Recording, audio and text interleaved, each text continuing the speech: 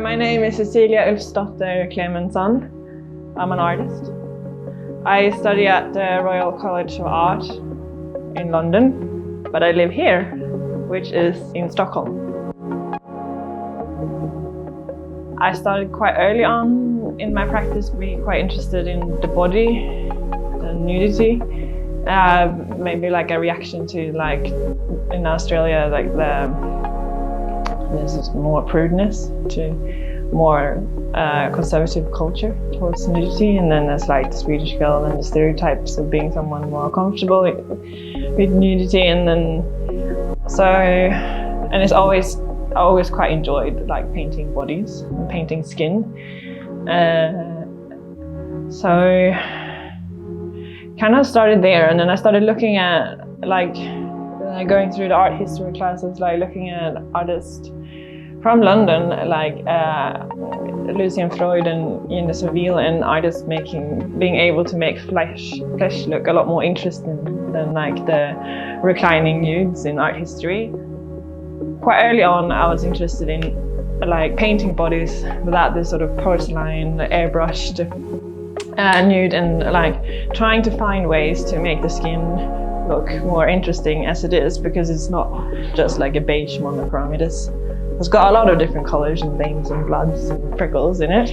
And then I don't know, maybe coming from like a dance background, I've always been quite interested in poses as well, and like sassiness and all that. I mean, you can see in someone's body language the way they pose. Is like the pose speaks so much more than words sometimes. And then I came across this like really iconic image it was a Vanity Fair cover in 2016. I remember when I first saw it, how struck I was by the image. But so it's an image taken by, the iconic photographer Annie Leibovitz, and it's of like Tom Ford and Keira Knightley and Scarlett Johansson. And Tom Ford is like fully clothed, and he's like sniffing into Keira Knightley's ear, and she's like sitting like this, and then you have Scarlett Johansson in the front, like reclining like this. So the girls are naked and the man is fully clothed. And like the shape that the bodies are making is like a triangle. So it looks almost like a little bit like holy or religious. And I just thought like it's a really beautiful image, but it's also so like problematic, and it's quite sexist. And like, why is he clothed? Why are they naked? And haven't we seen enough women naked? And so I just wanted to do something different with it. So I did one male version and then a female version. And as I was painting it, I stopped colors on the palette, and instead I just applied them one at a time on a canvas. Because that would sort of saturate the color, so you would sort of extract them, and you would sort of reach this iridescent quality instead on the skin. It's a way of like simplifying it, making it easier and yet difficult, because you're not like mixing up the basic skin tone. So like you have to sort of think about the application of colors in different ways. Like you have to sort of isolate, where can I see red, and where can I see yellow, and then where can I see green, and then like people are surprised in like how much green and yellow and stuff it is in the skin. I kept digging in nudes and under it, and I kept finding like photos I wanted to appropriate. And I think this era is somewhat over a little bit today, because the big fashion brands have to think about being more politically correct and like be acceptable to a wider audience. They also have to think about being accepted on social media, and like nipples, for example, is not allowed on Instagram. But in the 90s, like a lot of the sort of nudes and fashion advertising had the nipples in them. But I also think this era kind of started with this image here. So this is an iconic image with Herb Ritz, where he's got all of the supermodels of the time, and it's taken in 1989. And this is the era when the sort of concept of the supermodel was founded.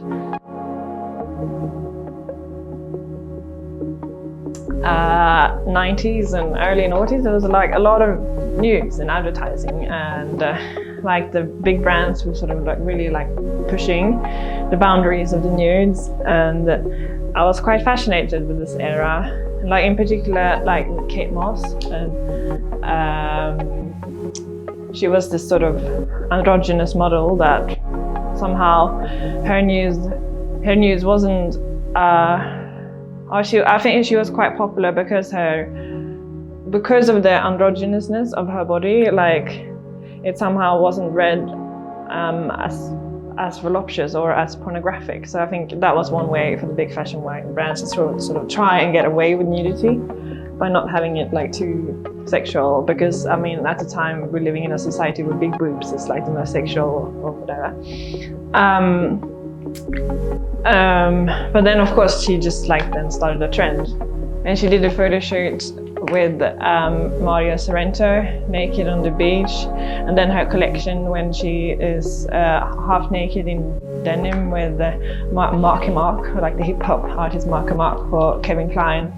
And yeah, so an era where big fashion brands really liked to play and push the boundaries of having like nudes in adverts, and this is like before Instagram and social media.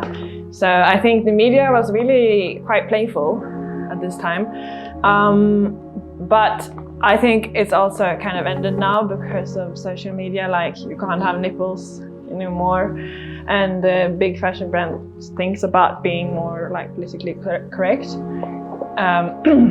And yeah, I mean back in those days there was quite a lot of nipples advertising, which you wouldn't see now.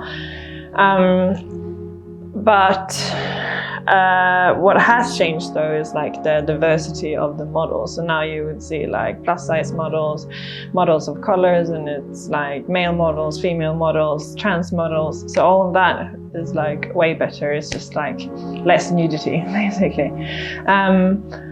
So when I like looked at all these images, it's like I take inspiration from them and I really want to use them, but I want to make something different with them, because we've already seen like enough like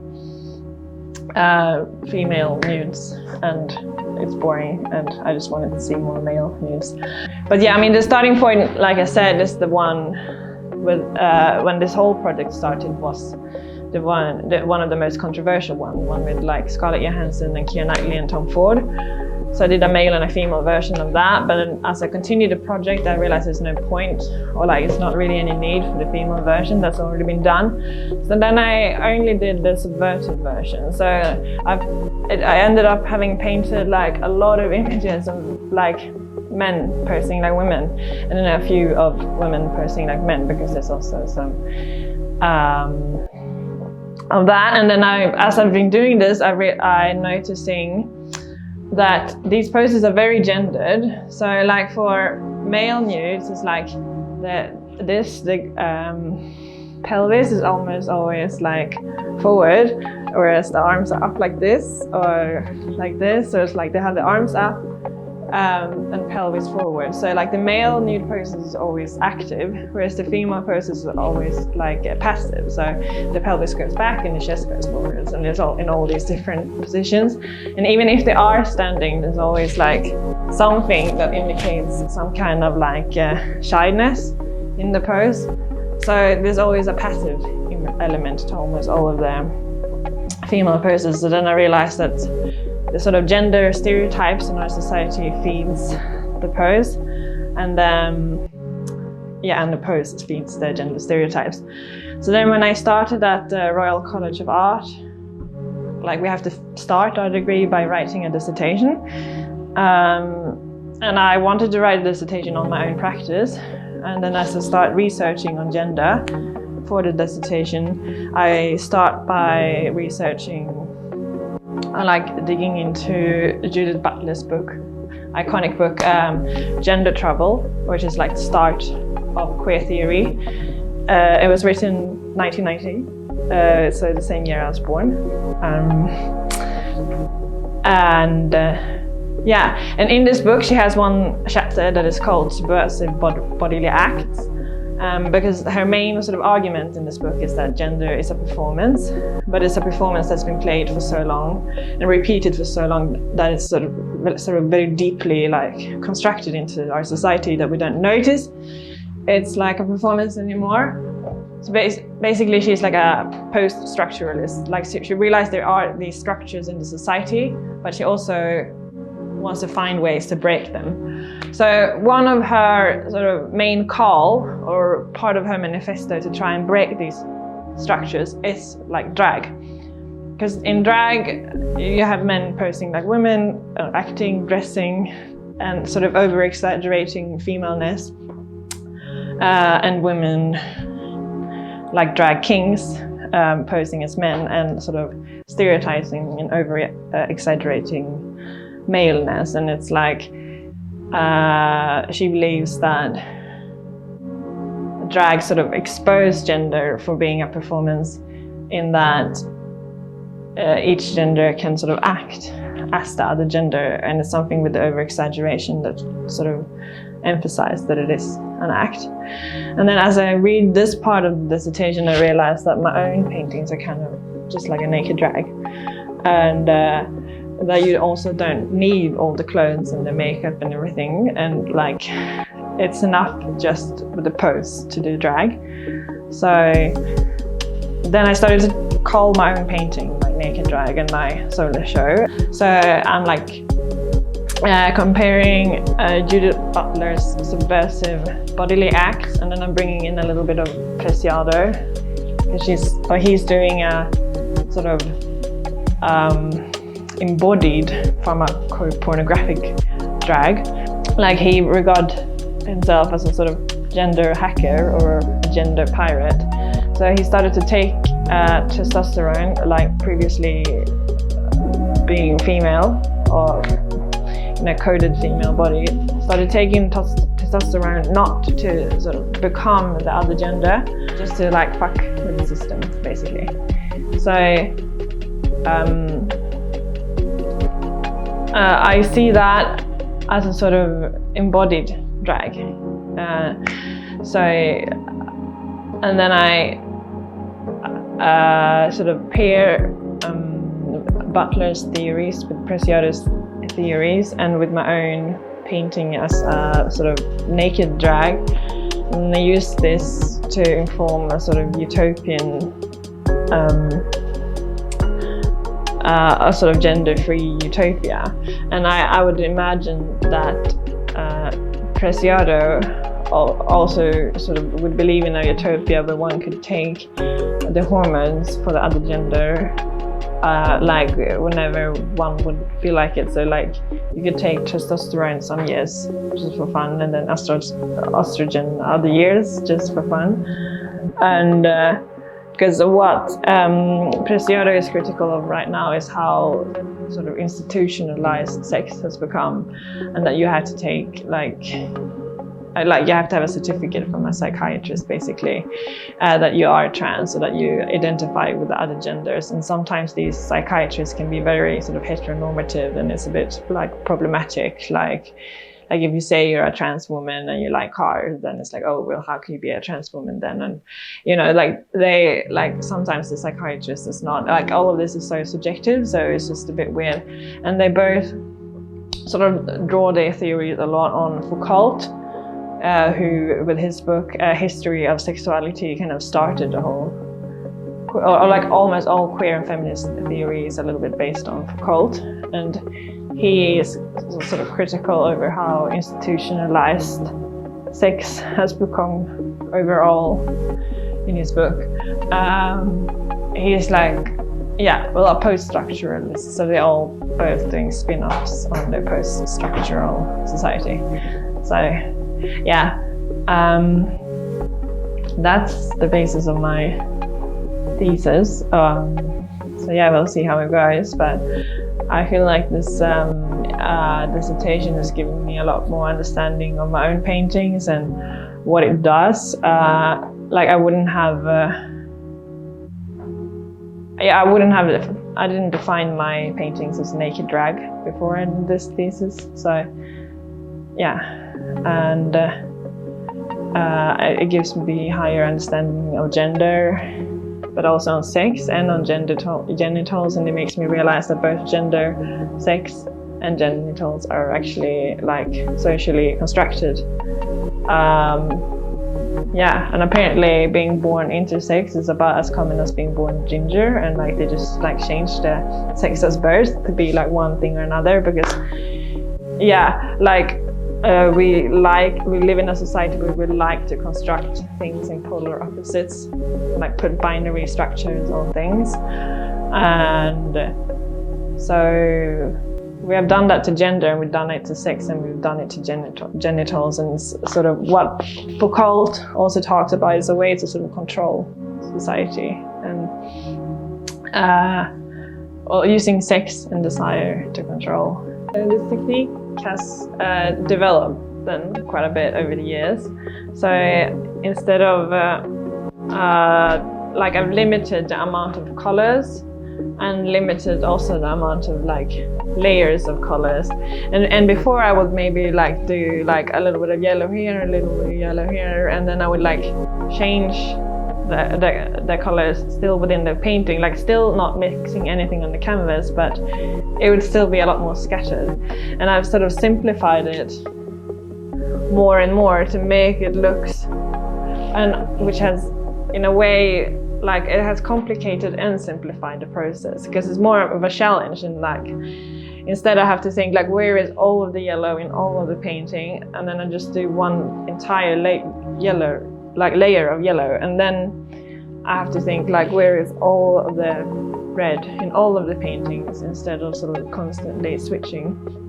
And before I would like have maybe like 16 layers, and then at the end of it would become like hyper realistic.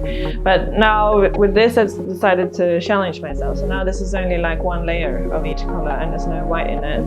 I might render the faces a little bit more and to have some of it more finished than other parts, but the sort of idea of this is again going back into like the deconstruction, post-structuralism in Foucault.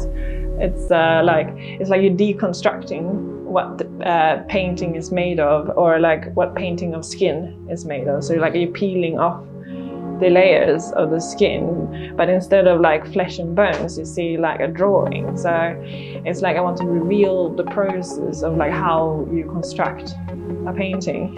And then I've also like, I really like the underlying drawing of my paintings. So I decided to sort of find ways to make that come through in the final result for longer. So I'm making like the underlying drawing in charcoal, and then I like filled it in with the what is it called? With the like Indian yellow, and then I also like when I do the underlying drawing, I instead of like using traditional like hatching techniques, which painters or like drawers, which is like a common like techniques to like define shades in a drawing. So instead of that, I kind of just like circled where the shapes like begin and end, like the way a map does. So I like encircled the sort of corruption of the landscape, but in this case the body, rather than like filling it in. So then like the whole thing just becomes like a map of a body, and I think this is something quite interesting in that too. And like the whole, if we're gonna go into the whole like map thing, so mapping is like another way of taking control over something.